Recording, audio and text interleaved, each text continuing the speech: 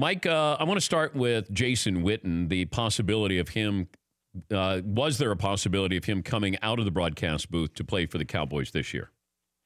Well, if there was a possibility, it would have been before Week 13. That's one of the things Shereen Williams of PFT nailed down. After Week 13, and coincidentally, this report comes out Week 14, but after Week 13, you can't just bring a guy back who's on the retired list. You'd have to pass through waivers first, so it would have been complicated. Somebody else could have screwed it up by making a waivers claim on Jason Witten. But I look at it this way.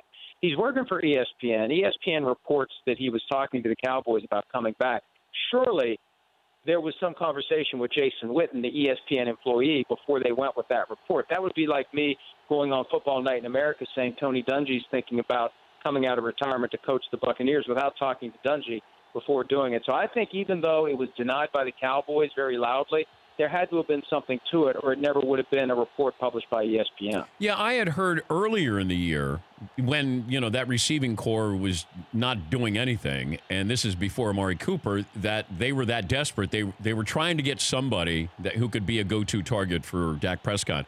And then when this came out, and by the way, Witten said, no, I'm committed to this, and this is what I want to do. And it was, the right answer, I think, at the time. But the fact that it came out now, then I thought maybe there was something to it. But how does Dallas not know the rules of bringing Jason Witten out of retirement?